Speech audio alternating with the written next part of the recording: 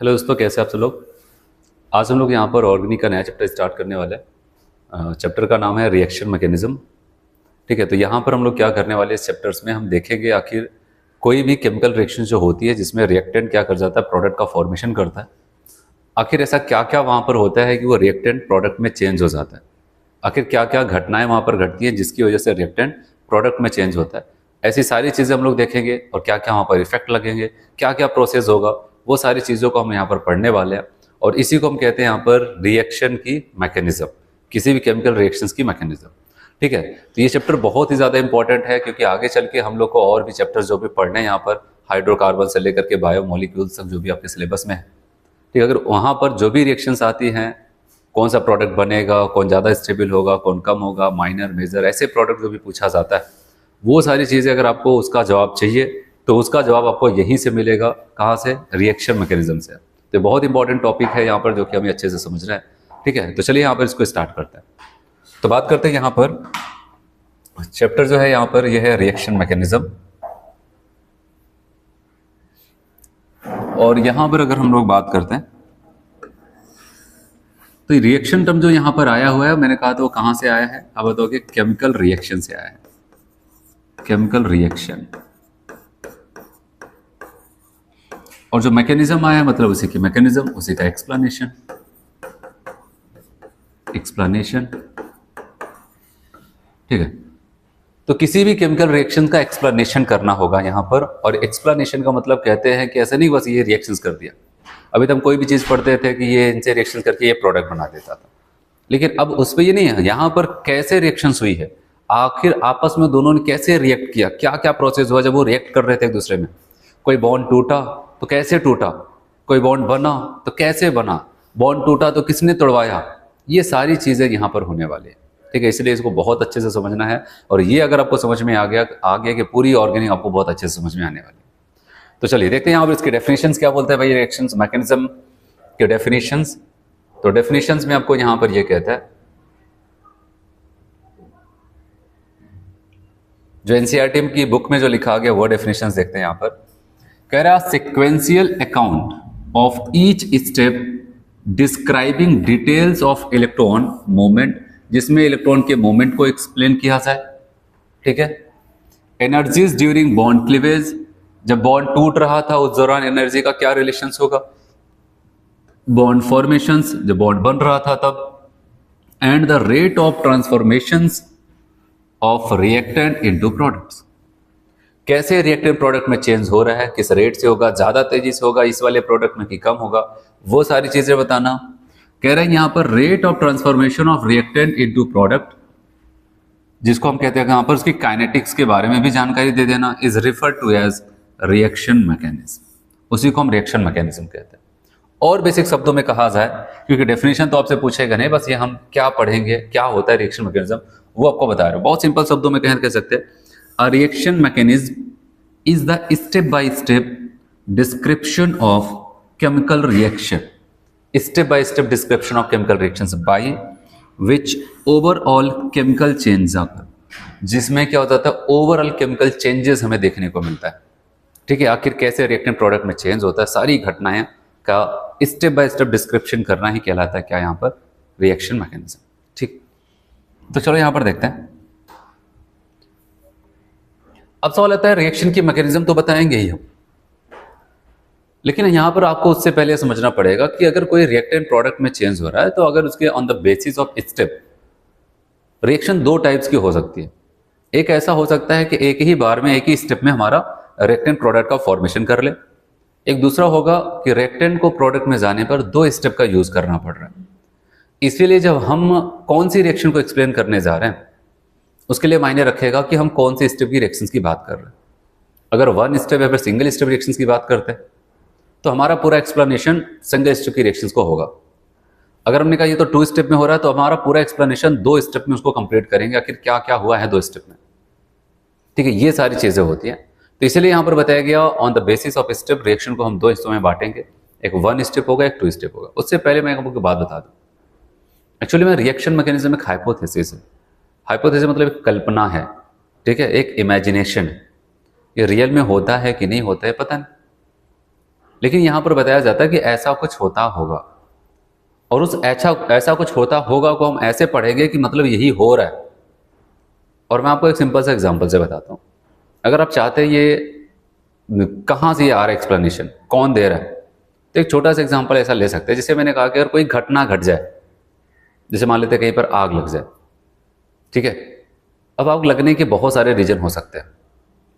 ऐसा भी हो सकता है कि शॉर्ट सर्किट हो जाए, ऐसा भी वहां पर कोई सिलेंडर छोड़ा, वहां पर ऑन करके छोड़ दिया, ठीक है। ऐसा भी हो सकता है कि वहां पर कुछ भी और कर रहे थे, बीड़ी पी रहे थे, ठीक है, वहां पर पता चला क्या हुआ कि कुछ वहां पर माचिस वगैरह जला करके फेंक दी, वहां पर कुछ कागज वगैरह कुछ भी था, आग पकड़ लिया। तो बहुत सारे रीजंस हो सकते थे, ठीक है, कुछ भी चीज़ है। लेकिन अब मान लेते कुछ ऐसी घटना घटी, वहां पर कुछ भी लोग थे या फिर नहीं थे, मतलब अब वहां पर उस समय क्या हुआ था नहीं पता किसी को, आग लगा, सब कुछ जल के राख हो गया। अब क्या हो जाता है कि वहां पर जब इन्वेस्टिगेशन की टीम आएगी, वो आएगा वहां पर इन्वेस्टिगेशन करे, आखिर ये आग कैसे लगा, यही तो होता है। अगर कोई भी कहीं पर कोई घटना घट जाती है, तो वहां पर जब पुलिस वगैरह आ जाती है, फिर जो इन्वेस्टिगेशन की टीम्स आती है, तो वहां पर वो पूरा इन्वेस्टिगेशन करता है, सारी चीज़ों को ऑब्जर्व करता है, तब जाकर के एक तथ्य पे पहुंचते हैं एक्चुअली में ये घटना इसकी वजह से हुई। तो वैसे यहाँ पर अब कैसे आग लगी, हो सकता है कोई कहेगा नहीं सिलेंडर शायद खुला होगा, कोई कहेगा ये है वो है। जब इन्वेस्टिगेशन की टीम आएगी, वहां पर इन्वेस्टिगेशन करेगी, तो उसको कुछ साक्ष्य मिलेंगे, वहां पर कुछ तथ्य मिलते हैं, जिससे उसको लगता है नहीं ये घटना शॉर्ट सर्किट की वजह से हुआ है, तो एक प्रूफ दे देते हैं कि ये घटना इसकी वजह से हुई थी। लेकिन अब रियल में सच में वैसा, क्योंकि अब कोई बताने वाला है नहीं वहां पर, कोई ऐसा कहते हैं ना चश्मदीद वहां पर गवाह नहीं है जो बता देने सच में इसकी वजह से, कोई है नहीं वहां पर, घटना घट चुकी है, हो सकता है अगर कोई थे वो मर भी गए। अब क्या हो जाता है कि वहां पर आएंगे, वो देखेंगे, सारी चीज़ों को ऑब्जर्व करेंगे, क्या क्या जला है, कैसे जला है, कहाँ पर क्या कुछ, तो उसके हिसाब से वहां पर बताते हैं कि भाई ऐसा कुछ हुआ है कि यहाँ पर शॉर्ट सर्किट हुआ था, या फिर नहीं यहाँ पर गैस सिलेंडर छोड़ दिया गया था, यहाँ पर कोई काम कर रहे थे तो वहां पर आग लग गई, ऐसे कुछ। तो ऐसा कुछ भी वो एक तथ्य पे पहुंचते हैं और उसी को मान लिया जाता है कि यहाँ पर जो आग लगी वो इसी की वजह से लगी। लेकिन एग्जैक्ट रियलिटी क्या था पता नहीं। वैसे कोई भी केमिकल रिएक्शंस में रिएक्टेंट्स क्या कर रहे, प्रोडक्ट का फॉर्मेशन कर रहे, ठीक है। अब वहां पर क्या क्या होता होगा, क्या क्या हुआ ये तो पता नहीं, लेकिन क्या क्या होता होगा उसको एक्सप्लेन किया जा रहा है कि ऐसा होता होगा, पहले ये होता होगा, फिर ये होता होगा, तब जाकर के ऐसा होता होगा। तो कई लोगों का ऐसे विचार वहां पर रखे जाते होंगे, फिर उसमें से जो सबसे बेस्ट एक्सप्लेनेशन होगा, जो सच में सारी घटनाओं को एक्सप्लेन कर रहा है, हाँ सच में ऐसा हुआ तभी ये तो बना है, ऐसा हुआ तभी तो ये बना है, जो क्या कर जाता है कि वहां पर सभी चीजों को एक अच्छे तथ्य के साथ एक्सप्लेन कर ले जाता है, तो हम उसी कहते हैं ये है सही इसकी रिएक्शन मैकेनिज्म, ठीक है। तो वैसे यहां पर भी है, तो ये एक हाइपोथेसिस है, लेकिन मैं आपको यहां पर ये बता दूं कि आपको ये मान के चलना है, जो एकदम परफेक्ट एक्सप्लेनेशन है हम कहेंगे सच में यही घटना घटी थी, ठीक है। तो आते हैं अब इस माइंड सेटअप के साथ हम इस टॉपिक्स को पढ़ेंगे, क्योंकि ऐसा नहीं है बताओ हम कैसे मान लें। तो यहाँ पर जो चीज़ें होती हैं, जो हुआ है, एक बेस्ट एक्सप्लेनेशन के साथ हम क्या करते हैं वहाँ पर इसको एक्सप्लेन करते हैं, ठीक है। तो आते हैं यहाँ पर, देखते हैं क्या करना है। तो आपको यहाँ पर ये बताया गया भाई reaction mechanism, sorry mechanism of reaction is based on type of reactions. कैसी मैकेनिज्म हमें एक्सप्लेन करनी है वो तो डिपेंड करेगा कैसी रिएक्शन है। एक होता है वन स्टेप रिएक्शंस, और वन स्टेप रिएक्शंस की एक खास बात होती है कि वहां पर ट्रांजिशन स्टेट का फॉर्मेशन होता है, ठीक है। और यहां पर जो मैकेनिज्म होगी वो बेस्ड होगी किसमें, ट्रांजिशन स्टेट पे होगा। और क्या होता है इसको समझते हैं यहां पर। चलो मैं आपको बताता हूं कि यहां पर वन स्टेप की रिएक्शन की क्या खास बात होगी। चलिए देखते हैं, मान लेते हैं हमारे पास एक रिएक्टेंट, ऐसे मैं आपको एग्जांपल लेता हूं ए बी नाम का, इससे सी रिएक्शंस करता है और यहां पर बना लेता है ए सी और बी को बाहर कर देता है ऐसे। अब यहां पर ऐसा हो सकता है कि अगर यहां पर क्या होगा कि इसको हम देखें, अगर ये वन स्टेप पे रिएक्शंस होगी तो याद रखना यहां पर क्या हो जाएगा, ये जो सी है वो एक तरफ से ए के साथ ऐसे बॉन्ड बनाता जाएगा और दूसरी तरफ से ए और बी के बीच का बॉन्ड क्या करता है, ऐसे वीक करता चला जाएगा। और फिर फाइनली क्या हो जाएगा, आप देखेंगे बी को तोड़ करके निकाल देगा और सी के साथ ए के साथ बॉन्ड बना लेगा। यहां पर जो हम देख रहे हैं, ठीक है, यहां पर जो हम लोग देख रहे हैं, अगर हम इसकी बात करते हैं तो यहां पर क्या हो रहा है, सी का इसके साथ जो डॉटेड लाइन दिखा है, एक्चुअली में क्या हो रहा है, बॉन्ड का फॉर्मेशन हो रहा है। क्या हो रहा है यहां पर, बॉन्ड फॉर्मेशन, बॉन्ड फॉर्मेशन। और ए का बी के साथ क्या हो रहा है, अब बताओगे bond breaking, bond breaking, bond formation और बॉन्ड ब्रेकिंग दोनों घटनाएं घट रही है। और दोनों साथ साथ हो रही, और इसी अवस्था को कहा जाता है कि भाई दो घटनाएं, मतलब बॉन्ड का टूटना बॉन्ड का बनना दोनों साथ साथ चल रहे हैं, और ये जो आप देख रहे हैं दोनों घटनाएं एक साथ हो रही, इसी अवस्था को हम कहते हैं भाई ये ट्रांजिशन स्टेट है। क्या है? ठीक है, अब बताओ कि यहां पर ट्रांजिशन स्टेट बना हुआ है, यहां पर कोई रिएक्शन इंटरमीडिएट नहीं बनता है, यहां पर ट्रांजिशन स्टेट का फॉर्मेशन होता है। और ट्रांजिशन स्टेट की अगर हम बात करते हैं तो दोनों घटनाएं एक साथ होती है। और यहां पर मैं आपको बताऊं कि यहां पर तो जो वन स्टेप या फिर सिंगल स्टेप की रिएक्शन है, यहां पर बहुत एक्सप्लेनेशन पे नहीं जाएंगे हम लोग, आगे चल के कहीं भी आपको मिलेगा तो वहां पर मैं आपको बताऊंगा कि लेकिन जब भी इसको एक्सप्लेन किया जाएगा ये ट्रांजिशन स्टेट को ही अच्छे से एक्सप्लेन कर दिया जाएगा, तो मतलब अपने रिएक्शन को एक्सप्लेन कर दिया। ठीक है, तो इसलिए वन स्टेप रिएक्शन की यही खास बात होती है, दो घटनाएं एक साथ होती हैं, बॉन्ड का बनना और बॉन्ड का टूटना दोनों साथ साथ चलता रहता है, इसलिए यहां पर हम कहते हैं ये एक ही स्टेप में पूरा रिएक्शन कंप्लीट हो जाता है। यहाँ पर ट्रांजिशन स्टेट होता है, जब हम कभी मैकेनिज्म देखेंगे तो इनकी मैकेनिज्म को एक्सप्लेन करेंगे तो पूरा का पूरा मैकेनिज्म ट्रांजिशन स्टेट पे ही बेस्ड होगा। अभी के लिए तो और कुछ नहीं, लेकिन मैं आपको यहाँ पर एक बात बताऊंगा कि आगे चल के जब मैं आपको एक चैप्टर पढ़ाऊंगा हेलो एल्केन हेलो एरियंस, वहां पर एक रिएक्शंस आपने नाम सुना होगा कभी, SN2 रिएक्शंस, जिसको कहते हैं biomolecular nucleophilic substitution reactions. SN2 reactions में आपको पढ़ाऊंगा, तब आप वहां पर देखेंगे कि वो वन स्टेप की रिएक्शंस होगी, कैसे एक ही स्टेप में बॉन्ड का बनना बॉन्ड का टूटना दोनों साथ साथ चलता है, और क्या क्या वहां पर कॉन्सेप्ट्स लगते हैं, वो सारी चीजें वहां पर बताऊंगा। तो एक तो मैंने आपको कहा कि हम रिएक्शन मैकेनिज्म पढ़ने जा रहे हैं, जिसमें मैंने आपको बताया कि first step reactions, one step reactions, ठीक है, फिर सिंगल स्टेप रिएक्शंस की बात आती है जहां पर बॉन्ड फॉर्मेशन बॉन्ड और ब्रेकिंग दोनों साथ साथ चलता है। जब कभी इनकी बात आएगी तो इनको भी हम वहां पर एक्सप्लेन करेंगे। और क्या लाइन कहता है यहाँ पर, कहता है in such type of reactions breaking and formation of bonds take place. दोनों क्या हो जाता है, सिमल्टेनियसली साथ साथ चलते रहते हैं, ब्रेकिंग और फॉर्मेशन। तो ये चीजें आ जाती है। फिर अब अगर बात करते हैं कि यहां पर जो मैं आपको पूरा पढ़ाऊंगा पूरा रिएक्शंस मैकेनिज्म, ठीक है, तो हम लोग यहां पर टू स्टेप रिएक्शन पे ही पूरा फोकस करने वाले हैं। ठीक है, दो स्टेप की रिएक्शंस में। तो आते हैं यहां पर, देखते हैं क्या होगा टू स्टेप रिएक्शंस। देखो टू स्टेप रिएक्शंस की क्या खास बात है। अगर टू स्टेप रिएक्शंस की खास बात मैं बताऊं यहां पर, मैं पहले आपको यहां पर एक्सप्लेन करता हूं। ठीक है, टू स्टेप रिएक्शंस को मतलब पूरी रिएक्शन दो स्टेप में कंप्लीट होगी। जैसे मैंने कहा कि अभी यहां पर थोड़ी देर पहले एग्जांपल लिया था AB, ये C प्लस C से रिएक्शंस करके यहां पर AC प्लस ऐसे B का फॉर्मेशन कर रहे हैं। अगर ये दो स्टेप में कंप्लीट होगा तो यहां पर क्या होगा आप समझे इसको। अगर दो स्टेप में कंप्लीट होगा तो सबसे पहले पता है क्या करना पड़ेगा, यहां पर स्टेप फर्स्ट आएगा और स्टेप फर्स्ट में A और B के बीच का बॉन्ड टूटेगा। तो इसको हम कहते हैं भाई ये जो घटना होगी इसको कहेंगे बॉन्ड ब्रेकिंग, बॉन्ड ब्रेकिंग। जब बॉन्ड ब्रेकिंग होगा तो B टूट करके निकल जाएगा और बचेगा A के ऊपर कोई भी चार्ज वगैरह फिर रट के ला सकते हैं, इसलिए अभी मैं यहां पर कुछ लिखूंगा ना, वैसे स्टार बना रहा था। तो पहले स्टेप में आपने देखा कि हमारे जो रिएक्टेंट है जो सबस्ट्रेट है उसके बीच का बॉन्ड तोड़ा गया, A और B के बीच का बॉन्ड तोड़ दिया गया, बॉन्ड ब्रेकिंग हुई। और आपको पता है बॉन्ड क्या अपने मन से टूटा, बताओ। बॉन्ड खुद से इसलिए थोड़ी ना बना था कि एक दिन टूट जाना है, इसलिए बने थे कि अब कभी नहीं टूटना है, चाहे जो भी हो जाए, कोई कुछ भी कर दे, लेकिन टूटना नहीं है। लेकिन अब क्या हो जाता है कि आप उसको तोड़ रहे हो, तोड़ने का मतलब आपको बाहर से एनर्जी देनी पड़ रही है। और अगर हम बॉन्ड को तोड़ रहे हैं तो इसका मतलब delta H is greater than क्या हो जाएगा, 0। और ऐसा कुछ हुआ तो ऐसी घटना जहां पर हीट दे करके करवाई जा रही है उसको हम कहते हैं भाई ये एंडोथर्मिक प्रोसेस। एंडोथर्मली हम बॉन्ड को तोड़ते हैं, और बॉन्ड टूटते ही आप देख रहे हैं जो A स्टार मैंने बनाया है इसको अगर एक नाम देते हैं तो यहां पर कहते हैं ये रिएक्शन इंटरमीडिएट बन जाएगा। क्या बन जाएगा, रिएक्शन इंटरमीडिएट।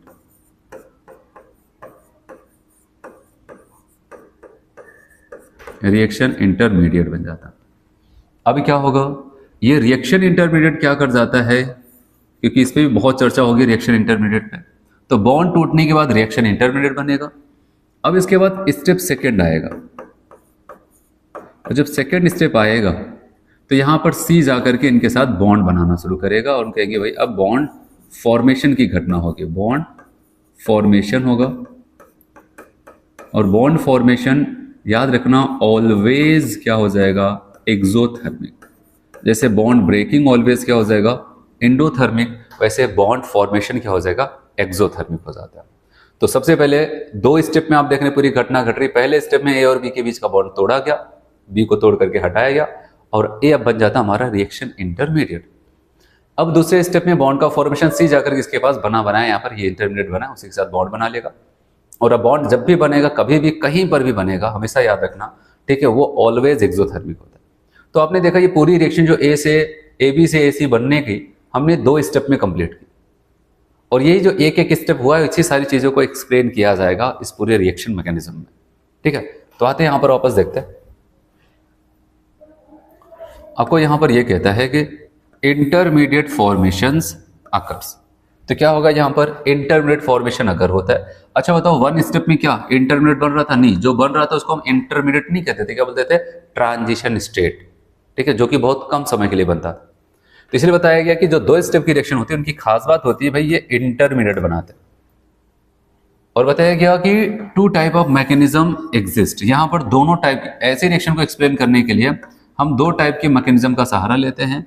एक हो जाएगा वहां पर आयोनिक वाला, ठीक है, और दूसरा जो हो जाएगा वहां पर फ्री रेडिकल मैकेनिज्म, ठीक है। ऐसी रिएक्शंस को एक्सप्लेन करने के लिए हम आयनिक और फ्री रेडिकल मैकेनिज्म का सहारा लेते हैं। आज समझ में यहां पर टू स्टेप में क्या घटना घटेगी। अब मिटाएं इसको।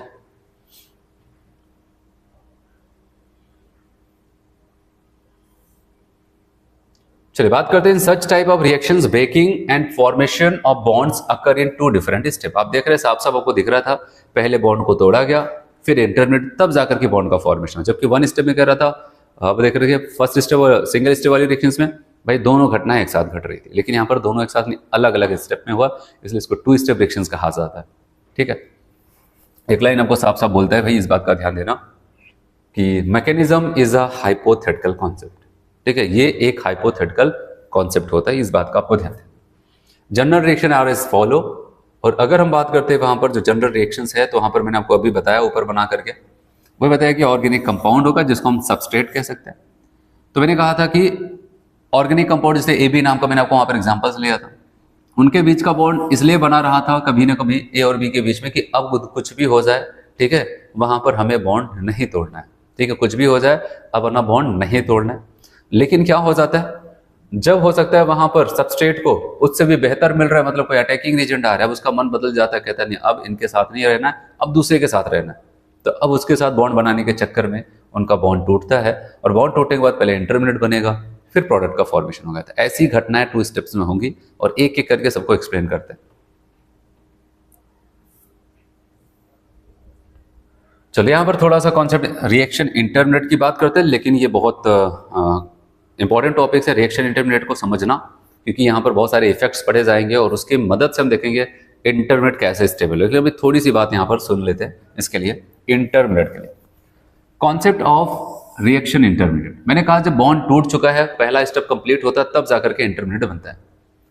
अब आपको बताया गया एक बात हमेशा याद रखना, हर जगह अप्लाई होगा, greater the stability of are I reaction intermediate easier is the formation. जैसे अगर आपसे कह दिया जाए, ऐसे एक एग्जांपल ले लिया जाए, आपको कहीं जाना है, कहा जाए तुम्हें वहां जाना है, ठीक है, और भेज दिया जाए, और आपको पता है वहां जाकर के आप खुश नहीं रहोगे, तो आपसे कहा जाएगा जाना है, आपका जाने का मन नहीं होगा, ठीक है। लेकिन आपको पता है अगर कहीं ऐसी जहां पर बोल दिया जहां पर आपको लगता है कि हाँ यहाँ पे बहुत मजा आने वाला है, ठीक है, तो आप क्या हो जाता है, जैसे आपको कहा जाता है वहां जाओगे, आप तुरंत बिना कुछ हाँ हाँ चले जाएंगे, ठीक है। तो इसका मतलब वहां पर क्या हो जाता है कि आपको लग रहा है वहां पर हम ज्यादा स्टेबल होंगे, ज्यादा खुश रहेंगे। वैसे यहाँ रिएक्शंस में भी चलता है। अगर आपको पता है बॉन्ड टूटने के बाद क्या बनना है, रिएक्शन इंटरमीडिएट। अगर हमारा जो भी ऑर्गेनिक कंपाउंड्स है उसका बॉन्ड टूटने के बाद बनने वाला रिएक्शन इंटरमीडिएट बड़ा स्टेबल होने वाला है, स्टेबल, तो बड़ी आसानी से कहेगा हाँ रिएक्शन में इंटरमीडिएट बना लेंगे। लेकिन अगर उसको लगे कि नहीं अगर हम रिएक्शन इंटरमीडिएट बनाएंगे तो हम स्टेबल नहीं रहेंगे, और वह स्टेबल नहीं रहेगा, तब भी इसको कहा कि नहीं चलो तुम्हें बनाना है, तो जल्दी वहां पर जाएगा नहीं। इसीलिए अगर इंटरमीडिएट जो है हमारा स्टेबल होगा तो बड़ी आसानी से बन जाएगा, ठीक है। तो हमारा जो सबस्ट्रेट है ऑर्गेनिक कंपाउंड बड़ी आसानी से इंटरमीडिएट बना लेगा। लेकिन अगर इंटरमीडिएट स्टेबल नहीं है तो वो बड़ी मेहनत के बाद ही बनाएगा, नहीं तो जल्दी नहीं बनाएगा। बस यही लाइन आपको ध्यान देना। वही आपको बताया गया, greater is the stability of are I reaction intermediate, easier is the formation. जितना स्टेबल होगा रिएक्शन इंटरमीडिएट उतनी आसानी से बनेगा। और अब एक स्टेबिलिटी के लिए बहुत कॉन्सेप्ट चलेंगे, एक सिंपल सा कॉन्सेप्ट यहाँ पर बना दिया गया है। स्टेबिलिटी ऑफ आर आई का मतलब याद रखना यहाँ पर रिएक्शन इंटरमिडिएट, तो इतने को मैं बार बार आर आई लिख देता हूं। कह रहे बॉन्ड एनर्जी की क्या हो जाएगा, इनवर्सली। इसका मतलब समझो, मैंने क्या बताया, अगर वहां पर उनका बॉन्ड कमजोर है तो बॉन्ड आसानी से टूट जाएगा, आसानी से टूट जाएगा और आसानी से आर आई बन जाएगा। और अगर आसानी से रिएक्शन इंटरमीडिएट बन रहा है, इसका मतलब तभी होता है जब हमारा रिएक्शन इंटरमीडिएट क्या है, स्टेबल।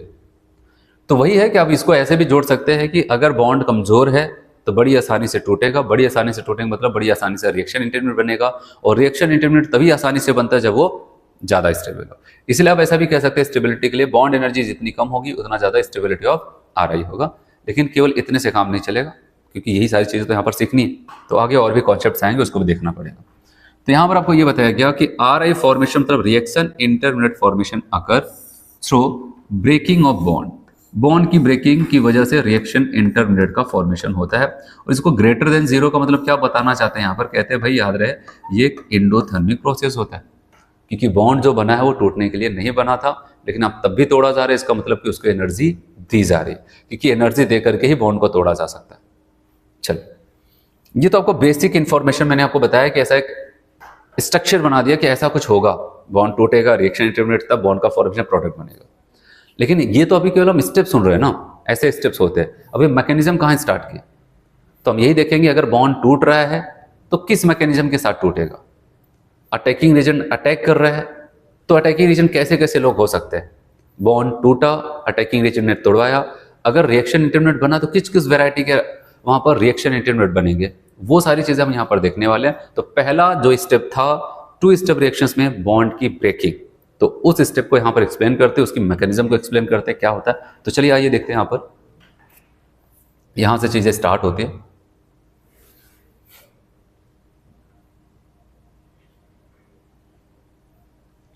और यहां पर आपको बताता है कि फिशन ऑफ कोवैलेंट बॉन्ड, और इस बात का ध्यान रहे हम ऑर्गेनिक केमिस्ट्री पढ़ रहे हैं, और ऑर्गेनिक केमिस्ट्री में मेनली जो बॉन्ड्स पाए जाते हैं, एक एलिमेंट एक एटम दूसरे एटम से जुड़ा होता है, वो इलेक्ट्रॉन की शेयरिंग से जुड़ा होता है, मतलब कि कोवैलेंट बॉन्ड से जुड़ा होता है। ठीक है, तो यहां पर क्या होगा, हम जो बॉन्ड तोड़ेंगे यहां पर एक्चुअली में कौन सा बॉन्ड होता है, वो कोवैलेंट बॉन्ड होता है। वो बॉन्ड कैसे टूट सकता है उसकी बात करने वाले। ठीक है, देखते हैं यहां पर।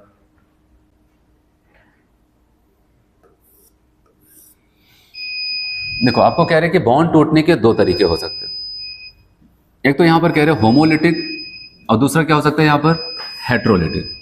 तो 2 प्रकार से वहां पर बॉन्ड का फिजन हो सकता है, होमो और कौन सा, हेट्रो। अब अगर बात करते हैं होमोलिटिक और हेट्रोलिटिक का मतलब क्या, देखो होमो का मतलब लिया गया है, आप कह सकते हैं यहां पर इक्वल या फिर सेम, ठीक है, लेकिन डिफरेंट, हेट्रो का मतलब लिया गया डिफरेंट टाइप का। देखो बॉन्ड टूटने का मतलब यह है, अगर आपको समझना है तो सबसे पहले आपको यह देखना पड़ेगा कि बॉन्ड बनता कैसे है। जैसे अगर मैं आपको यहां पर बता दूं ए और बी, ठीक है, अगर ए है और बी है, इन दोनों के बीच में बॉन्ड बन रहा है, तो याद रखना कि यहां पर बॉन्ड कैसे बना होगा, एक इलेक्ट्रॉन इसने दिया होगा और एक इलेक्ट्रॉन इसने दिया होगा, दोनों ने क्या किया होगा, एक एक इलेक्ट्रॉन दिया, और तब जाकर के यहां पर क्या हुआ, बॉन्ड का फॉर्मेशन हुआ। अब अगर किसी कारणवश इस बॉन्ड को टूटने की नौबत आ जाए, ठीक है, अगर किसी कारणवश ये बॉन्ड टूटने की नौबत आ जाए, तो अब हमें वहां पर यह ध्यान देना है कि बॉन्ड टूटेगा तो कैसे टूटेगा, क्या ये दोनों अपने अपने इलेक्ट्रॉन लेकर के जाएंगे या फिर कोई दूसरे का भी इलेक्ट्रॉन लेकर के जाए, क्योंकि बॉन्ड टूटेगा मतलब यही इलेक्ट्रॉन यहां पर जो इनके बीच में था अब यही वहां पर हटने वाला है। ठीक है, तो ऐसा कुछ होगा, तो देखते हैं यहां पर क्या होता है। जो होमोलिटिक फिजन है उसमें क्या हो जाता है, उनकी ये खास बात है, कह रहे हैं कि भाई जब ये बॉन्ड बना ना, ये अपने एक एक इलेक्ट्रॉन देकर के बॉन्ड बनाए थे, लेकिन जब किसी कारण से अगर टूटने की नौबत आ जाती तो वहां पर आपको ये कहता है कि भाई ये बड़ी ईमानदारी वाला डिवीजन होता है। यहां पर ये कहते हैं तो अपना इलेक्ट्रॉन लेके जाए और ये अपना इलेक्ट्रॉन, तो ये क्या कर जाते हैं, अपने अपने इलेक्ट्रॉन लेकर के वहां पर निकल लेते हैं। और जब अपने अपने इलेक्ट्रॉन लेकर के निकलेंगे तो वहां पर क्या बन जाए, आपको पता है, फ्री रेडिकल का फॉर्मेशन होगा। और फ्री रेडिकल्स की अगर बात करते हैं तो अगर किसी एटम के ऊपर एक एक्स्ट्रा इलेक्ट्रॉन देखने को मिलता है, या फिर कहते हैं ऑड इलेक्ट्रॉन देखने को मिलता है, मतलब पेयर में नहीं है, तो उसको हम क्या बोलते हैं, वहां पर फ्री रेडिकल कहते हैं। ठीक है, तो ऐसा कुछ यहां पर होता है, आया समझ में। तो चलो, तो अगर होमोलिटिक फिजन होता है, कैसा होता है वहां पर, होमोलिटिक फिजन होता है, तो जा करके वहां पर क्या बनेगा, फ्री रेडिकल्स का फॉर्मेशन होता है। और ऐसी रिएक्शंस को कभी अगर एक्सप्लेन कर रहे हैं कि भाई उनका जो बॉन्ड टूटने का तरीका था वो होमोलिटिक है,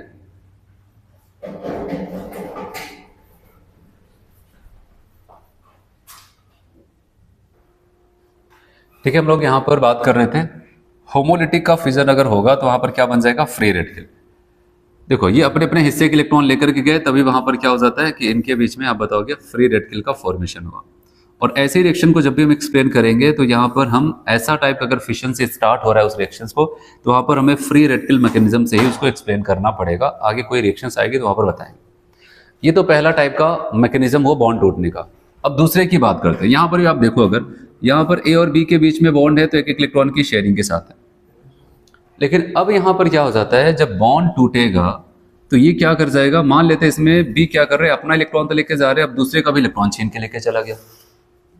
अगर इस टाइप का कहीं पर फिजन होता है कि बॉन्ड शेयरिंग के जो इलेक्ट्रॉन है, कोई एक एटम दूसरे का भी इलेक्ट्रॉन लेकर, अपना तो लेके जा रहा है, दूसरे का भी लेकर के निकल लेता है, तो हम कहते हैं भाई तब तो इसको हम होमोलिटिक ने इसको क्या बोलेंगे, हेट्रो वाला फिजन हो रहा है, मतलब हेट्रोलिटिक फिजन हो रहा है। और यहां पर जो एटम इलेक्ट्रॉन्स को खींचता है, ठीक है, तो उसके ऊपर नेगेटिव चार्ज आता है, ऐसे बी के ऊपर नेगेटिव। अगर हम चाहिए दोनों इलेक्ट्रॉन को इसके नीचे भी ऐसे लिख देते हैं, कहीं कहीं आप देखते होंगे ऐसे लिख दिया जाता है नेगेटिव। और जिसका इलेक्ट्रॉन खींचा है उसके ऊपर कौन सा चार्ज आएगा, पॉजिटिव। और जब नेगेटिव पॉजिटिव बनते हैं इसका मतलब वहां पर क्या बन रहा है, आयंस। तो होमोलिटिक फिजन से क्या बन रहा था, फ्री रेडिकल्स, और हेट्रोलिटिक फिजन से क्या बन जाता है वहां पर, आप बताओगे आयंस का फॉर्मेशन होता है। चलो अगर हम बात करते हैं यहां पर, ठीक है, ऐसे, तो यहां पर भी अगर हम देखेंगे तो ऐसा कुछ होगा, ठीक है।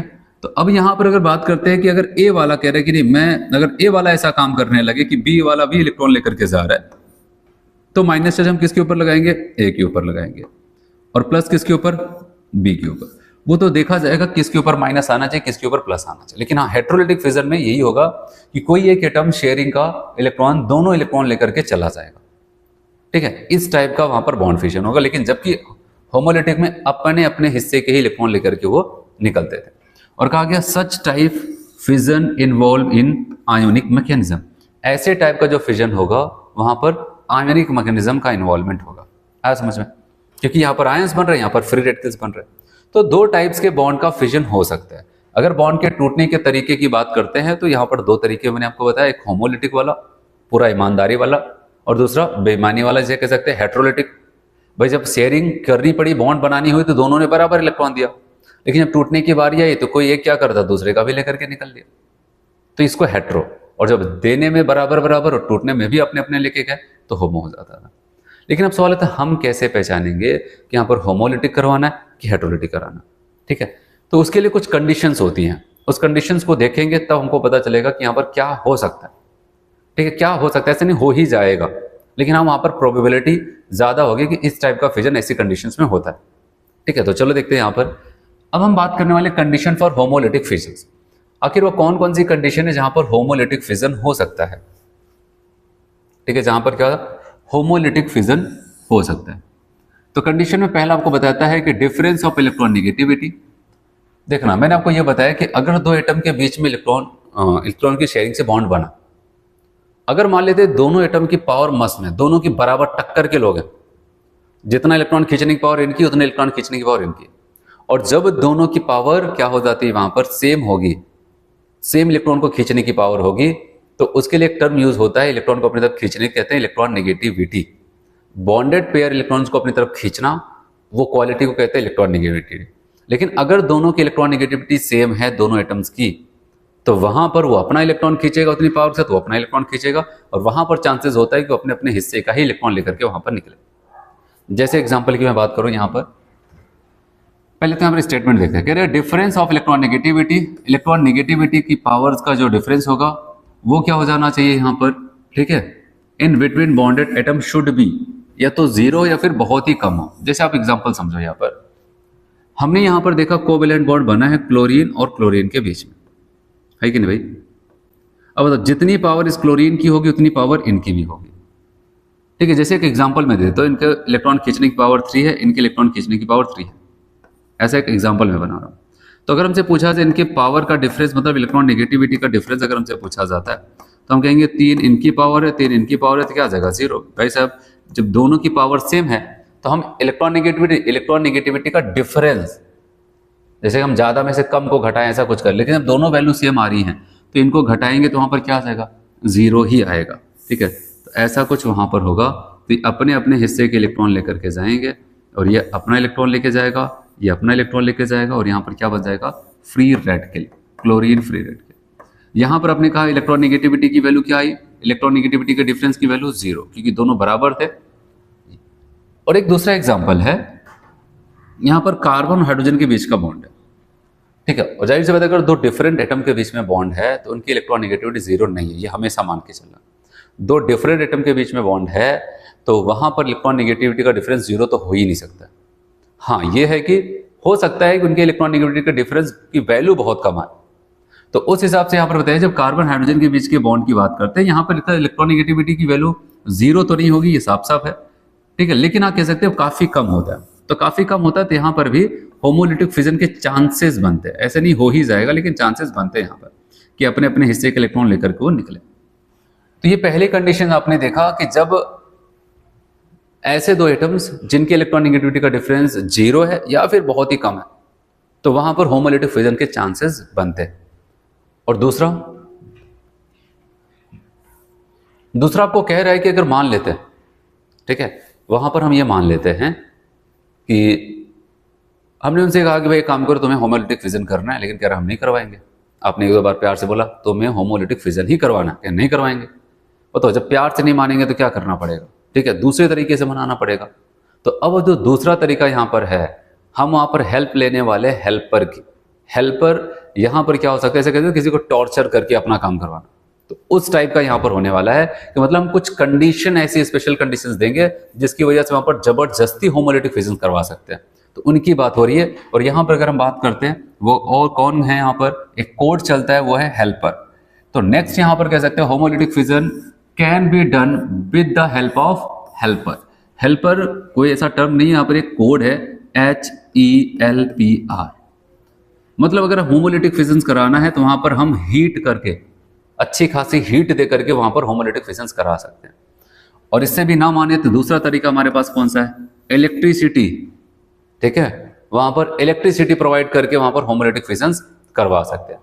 और क्या क्या तरीके हो सकते हैं, वहां पर लाइट, अल्ट्रावायलेट लाइट वगैरह वहां पर दे करके करा सकते हैं। और क्या तरीका है, पर ऑक्साइड वगैरह दे करके। और यहाँ पर अगला है रेडिकल्स। रेडिकल्स का मतलब फ्री रेडिकल्स। कोई फ्री रेडिकल जिससे टकराता है ना, उसको भी फ्री रेडिकल बना देता है, उसको भी होमोलिटिकली तोड़ देता है। तो इसलिए हमारे पास कुछ यहाँ पर कंडीशंस हैं जिससे कि अगर वो नहीं तैयार है तब भी अगर होमोलिटिक कराना है तो हम इनकी वजह से होमोलिटिक फिजन करा सकते हैं। हीट, इलेक्ट्रिसिटी, लाइट, पर ऑक्साइड और रेडिकल्स। आए समझ में, हेल्पर का मतलब क्या हो जाता है। ठीक है, अगर हमें कहीं पर होमोलिटिक फिजन कराना है तो हम इनकी मदद ले सकते हैं। चलो, और क्या हो सकता है, नेक्स्ट आपको यहां पर कहता है और क्या कर सकते हो भाई, और कोई तरीका है। कहा गया हाँ, एक काम ये भी हो सकता है कि वहां पर हम मीडियम प्रोवाइड करें, सॉल्वेंट। ठीक है, ऐसे सॉल्वेंट प्रोवाइड करें जो वहां पर होमोलिटिक फिजन को सिखाते हैं। ठीक है, होमोलिटिक फिजन को करा देते हैं। ठीक है, ये होता है ना, अगर किसी को कह दे कि नहीं किसी के साथ गलत व्यवहार मत करना, ठीक है, ऐसा मत करना, वैसा मत करना, अगर नहीं मान रहे, ठीक है, तो हम क्या करते हैं, कुछ अच्छे लोगों से मिलवा देते हैं। ठीक है, वो उनको अच्छे से समझाते हैं, मोटिवेट करते हैं। तो उस टाइप का यहाँ पर ऐसा इमेजिन कर सकते हैं कि यहाँ पर क्या हो जाता है कि होमोलिटिक फिजन कराना है तो हम वहाँ पर ऐसी कंडीशंस, मतलब उसमें एक सॉल्वेंट का भी बहुत बड़ा रोल होता है। तो हम क्या करते हैं, वहाँ पर नॉन पोलर सॉल्वेंट का यूज करते हैं। ठीक है, नॉन पोलर सॉल्वेंट की मदद से हम वहाँ पर होमोलिटिक फिजन को सपोर्ट कर सकते हैं। ऐसा नहीं कि आप बताओगे हो ही जाएगा, लेकिन ये हो जाता है कि वहाँ पर उसको सपोर्ट करेगा, वो चाहेगा कि वहाँ पर होमोलिटिक हो। तो वही आपको यहाँ पर अगला बताता है भाई, presence of non polar solvent. ठीक है, नॉन पोलर सॉल्वेंट की मदद में हो सकता है, जैसे बेंजीन हो जाए, Br2 हो जाए, CCl4, सब नॉन पोलर सॉल्वेंट है। फेवर होमोलिसिस, ये होमोलिसिस को फेवर करते हैं। ठीक, होमोलिटिक फिजन को सपोर्ट करता है। नेक्स्ट आपको यहां पर कहता है कंडीशन फॉर हेट्रोलिटिक फिजन। ठीक है, क्या बोल रहे हैं यहां पर, condition for heterolytic fission. Homolytic fission की कितनी कंडीशन, पहला इलेक्ट्रॉन नेगेटिविटी का डिफरेंस 0 हो या फिर बहुत कम हो, दूसरा हेल्पर की मदद से, तीसरा नॉन पोलर सॉल्वेंट की मदद से कराया जा सकता है। अब सवाल आता है तो हेट्रोलिटिक के लिए क्या क्या, आप खुद सोचो। पहली कंडीशन वहां पर था उनके बीच में, जिन दो लोगों के बीच में बना है उनकी पावर सेम है, तब तो होमोलिटिक। अगर वो इनके पावर का डिफरेंस काफ़ी, वहाँ पर डिफरेंस काफ़ी ज़्यादा, जिसको हम कहेंगे इनकी भाषा में इलेक्ट्रॉन नेगेटिविटी का डिफरेंस अगर बहुत हाई है, तो याद रखना जिसके पास पावर इलेक्ट्रॉन खींचने की ज़्यादा है तो वो तो अपना लेके जाएगा, दूसरे का भी छीन के चला जाएगा, और जिसके पास पावर कम है तो वो छीन ही नहीं पाएगा। ठीक है, तो इसीलिए यहाँ पर पहली कंडीशन कहता है कि इलेक्ट्रॉन नेगेटिविटी का डिफरेंस शुड बी हायर। तो इलेक्ट्रॉन नेगेटिविटी का डिफरेंस क्या होना चाहिए? हाई होना चाहिए। जिन दो लोगों के बीच में बॉन्ड बना है उनके इलेक्ट्रॉन नेगेटिविटी का डिफरेंस काफ़ी ज़्यादा होगा, तो वहाँ पर चांसेस हेटेरोलिटिक के ही बनते हैं। तो आते हैं यहाँ पर कंडीशन फॉर हेटेरोलिटिक फिजन। तो पहली कंडीशन आपको कहता है, ये डेल्टा EN का मतलब यहाँ पर difference of electronegativity in between the bonded atom should be higher. ठीक है, काफ़ी हाई होना चाहिए। जैसे अगर आप बात करो यहाँ पर क्लोरीन है और कार्बन, इनके बीच में बॉन्ड बना है। ठीक है, अब क्लोरीन की इलेक्ट्रॉन नेगेटिविटी आपको पता है हैलोजन फैमिली में है, बस एक इलेक्ट्रॉन दूर है अपने ऑक्टेट कंप्लीट करने के चक्कर में। तो ये क्या कर जाता है, बॉन्ड तो यहाँ पर बनाया था इलेक्ट्रॉन की शेयरिंग, लेकिन जब किसी कारण से अगर बॉन्ड टूटने की नौबत आई तो ये क्या कर जाता है, अपना तो इलेक्ट्रॉन लेके जाएगा, साथ साथ कार्बन का भी छीन करके लेके चला जाता है। अगर आप बताओगे अगर ऐसा काम करोगे तो तुम्हें माइनस चार्ज रखना पड़ेगा। ठीक है, यहाँ पर माइनस चार्ज और इनके ऊपर कौन सा चार्ज आएगा, प्लस चार्ज। तो अगर इलेक्ट्रॉन नेगेटिविटी का डिफरेंस काफी ज्यादा हाई है तो हेटेरोलिटिक फिजन के चांसेस बनते हैं। चलो, ये तो इलेक्ट्रॉन नेगेटिविटी के डिफरेंस के बेसिस पे और क्या क्या चीजें हो सकती है। और कहता है कि प्रेजेंस ऑफ एसिडिक मीडियम, कह रहे हैं कि presence of acidic medium H+ और बेसिक मीडियम OH-।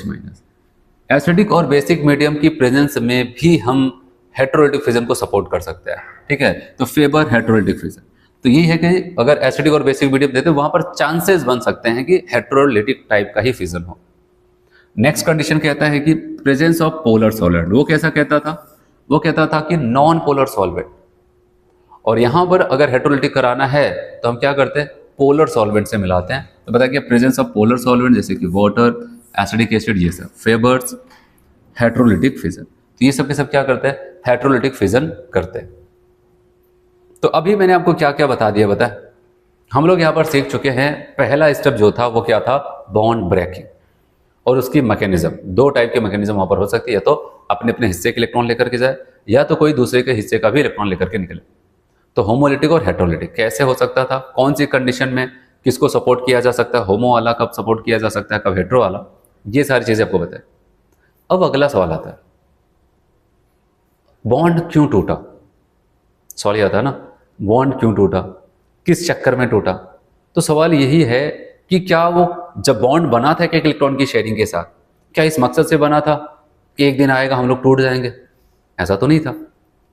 लेकिन अब उसको कोई तोड़वा रहा है, ठीक है, जिसकी वजह से बॉन्ड टूटने की नौबत आई है। और तोड़वाने वाला कोई और नहीं है, ठीक है, जो तोड़वाते हैं उनको हम कहते हैं अटैकिंग रिएजेंट। और अब हम यहाँ पर देखते हैं आखिर वो लोग कौन है जो बॉन्ड को तोड़वा देते हैं, ठीक है, कैसे दिखते हैं, क्या करते हैं। तो हम पढ़ने वाले यहाँ पर अटैकिंग रिएजेंट्स। ठीक है, अटैकिंग रिएजेंट दो टाइप्स के होते हैं। ठीक है, एक को कहते हैं इलेक्ट्रोफिलिक रिएजेंट या फिर इलेक्ट्रोफाइल, दूसरे को कहते हैं न्यूक्लियोफिलिक रिएजेंट या फिर न्यूक्लियोफाइल। तो चलिए यहाँ पर देखते हैं अटैकिंग रिएजेंट के बारे में।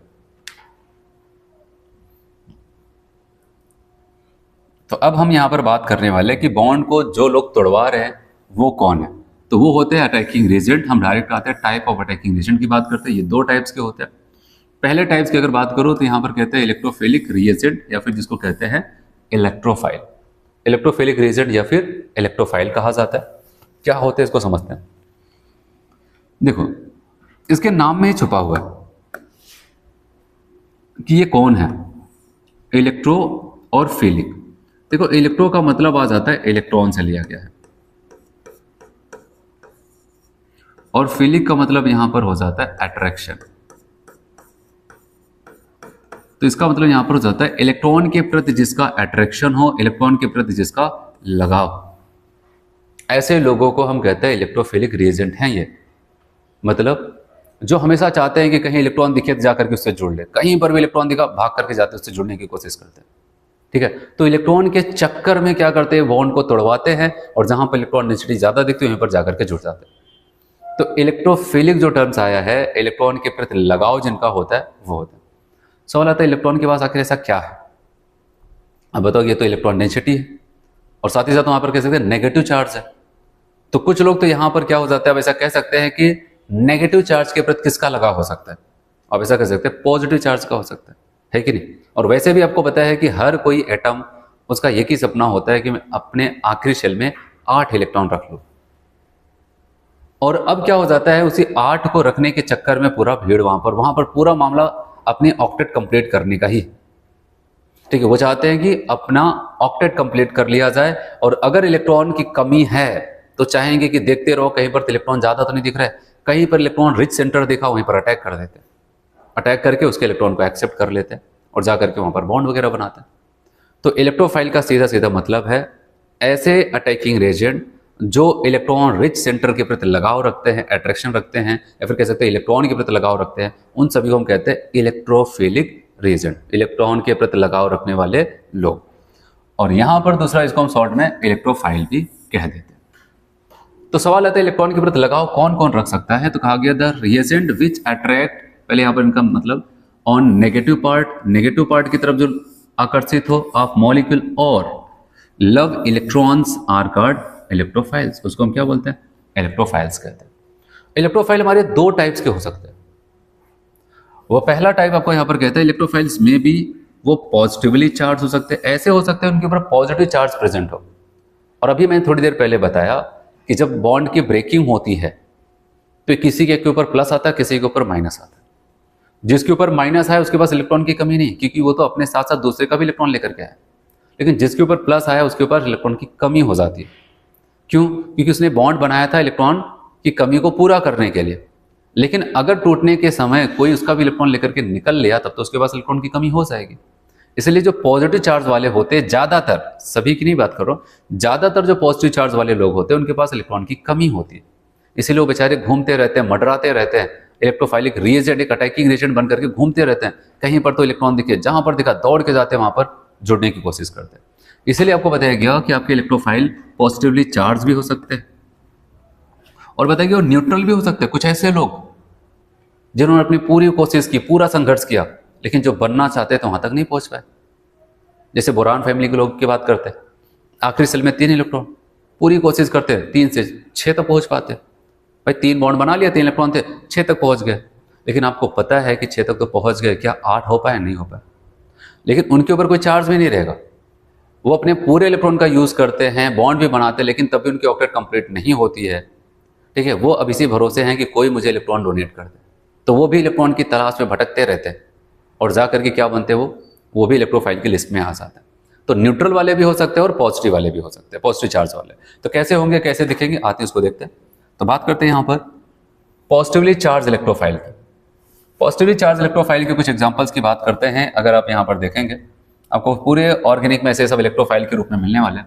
पॉजिटिवली चार्ज इलेक्ट्रोफाइल जैसे NO+, NO2+, H3+, H+, Cl+, ठीक है, SO3H+, ऐसे बहुत सारे लोग आपको वहां पर मिलेंगे, ठीक है। तो वहां पर जो इलेक्ट्रोफाइल बने रहते हैं, ये सब के सब इलेक्ट्रोफाइल्स हैं।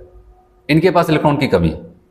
इलेक्ट्रॉन की कमी है तो इनके पास एक ही चीज है कि यहां पर क्या करे, वो भागे और वहां पर जाए जहां पर इनको इलेक्ट्रॉन रिच सेंटर दिखाई दे, वहीं पर जाते हैं, वहां पर जुड़ने की कोशिश करते हैं। चलो ये तो हो गया पॉजिटिवली चार्ज। लेकिन सवाल है कि आज के बाद से हम कोई भी पॉजिटिवली चार्ज देखेंगे कहेंगे अरे ये तो इलेक्ट्रोफाइल है, ऐसा बोल सकते हैं क्या? हमें ये इजाजत मिल जाती है कि भाई आज के बाद कोई पॉजिटिव वाला देखिए कहते हैं अरे तो इलेक्ट्रोफाइल है? ऐसा नहीं है। जैसे आपको मैं कुछ एग्जांपल्स बताता हूँ, नीट में बहुत पहले पूछा हुआ क्वेश्चन है। चलो देखते हैं। अगर मैं कहूं H3O+ के ऊपर भी तो पॉजिटिव चार्ज है, क्या ये हमारा इलेक्ट्रोफाइल है? कल को इन सब के साथ मिला के इनको भी रख दिया, जब पूछा क्या इलेक्ट्रोफाइल है, तो याद रखना अभी जवाब मिलेगा इलेक्ट्रोफाइल है कि नहीं। पहले ये वाटर हुआ करता था ऐसे, और वाटर की अगर बात करते हैं तो वाटर के पास आपको बताए 2 इलेक्ट्रॉन खर्च हुए और 2 इलेक्ट्रॉन, आपको पता है 2 इलेक्ट्रॉन बॉन्ड फॉर्मेशन खर्च करता है और 4 इलेक्ट्रॉन मतलब कि 2 लोन पेयर बचा के रखता है। यह है वाटर। लेकिन जब इसके बगल से कोई गरीब गुजरा, जैसे कि मान लेते H+ के पास पूछो इलेक्ट्रॉन है क्या, अब बताओ एक भी इलेक्ट्रॉन, एक इलेक्ट्रॉन हुआ करता था, किसी के साथ शायद बॉन्ड बने होंगे, उसने इसका भी इलेक्ट्रॉन ले लिया, आज ये प्लस बन करके घूम रहे, एक भी इलेक्ट्रॉन नहीं। जब इसके बगल से गुजरते हैं तो ये इसको क्या कर देता है, वहां पर कोऑर्डिनेट कर देता है। क्या कर देता है? कोऑर्डिनेट। कोऑर्डिनेट बॉन्ड एक ऐसा बॉन्ड होता है जिसमें क्या हो जाता है, शेयरिंग इलेक्ट्रॉन किसी एक एटम से ही आता है, दूसरा वाला बस अपना खाली ऑर्बिटल ला करके वहां पर उसमें इलेक्ट्रॉन लेने का ही काम करता है। तो ऐसा कुछ हुआ। और याद रखना कोवैलेंट बॉन्ड को जो एक्सेप्ट करता है उनके ऊपर नेगेटिव चार्ज आता है, जो डोनेट करता है उनके ऊपर पॉजिटिव चार्ज आता है। अब चूंकि हाइड्रोजन के ऊपर पहले से एक पॉजिटिव चार्ज था, एक नेगेटिव चार्ज मिला, तो प्लस और माइनस क्या हो जाएगा, न्यूट्रल। प्लस माइनस क्या हो जाएगा, यहां पर न्यूट्रल हो जाता है। इसलिए हाइड्रोजन के ऊपर चार्ज नहीं, अब किसके ऊपर चार्ज आ जाता है, ऑक्सीजन के ऊपर। प्लस चार्ज तो आपको दिख रहा है, लेकिन आपको पता है प्लस चार्ज किसकी वजह से आया, यहां पर कोई बॉन्ड टूटने की वजह से नहीं है, एक बॉन्ड जुड़ा है जहां पर H को माइनस मिला तो इनको प्लस मिला, क्योंकि ये डोनेट करने का काम कर, इसकी वजह से मिला। और ओवरऑल अगर बात करते हैं, हमको लगा नहीं प्लस वाला, इसको कह दो इलेक्ट्रॉन ले ले। कोई भी ऐसा एटम, आयन, स्पीसीज जो इलेक्ट्रॉन को एक्सेप्ट कर सकता है, वो सब के सब इलेक्ट्रोफाइल बोले जाएंगे। तो इनसे पूछा कि भाई तुम्हारे पास प्लस चार्ज है, क्या तुम अगर कोई इलेक्ट्रॉन तुम्हें दे मना तो नहीं करोगे? कहता देखो मेरे पास टोटल 2 2 4 2 6 2 8 इलेक्ट्रॉन कंप्लीट है, 8 इलेक्ट्रॉन है, मेरी ऑक्टेट कंप्लीट है, मैं क्यों इलेक्ट्रॉन लूंगा?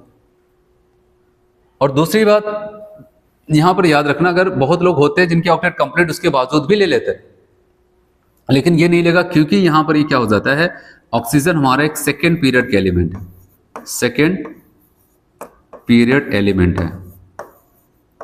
सेकेंड पीरियड एलिमेंट्स के पास एक बात मैं आपको बताऊं, अपसेंट होता है क्या, वैकेंट डी ऑर्बिटल, ठीक है।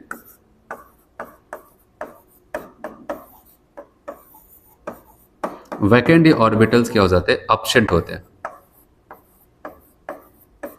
वैकेंट डी ऑर्बिटल यहां पर अपसेंट होते हैं, जिसकी वजह से, ठीक है। अब बताओगे यहां पर ये 8 रखता है, अगर कोई जबरदस्ती इसको देना भी चाहे कि 2 और रख लो, 2 और रख लो, ये रख ही नहीं सकता, क्योंकि इसके पास जगह ही नहीं।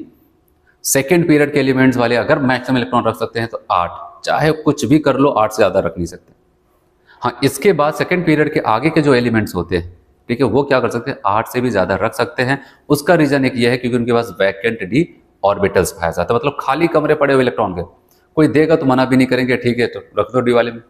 लेकिन यहां पर ये 8 से ज्यादा नहीं, और आप देख रहे हैं इसकी ऑक्टेट कंप्लीट है, और इलेक्ट्रॉन की प्रति क्यों जाएगा, ये तो खुद इलेक्ट्रॉन डोनेट करता है।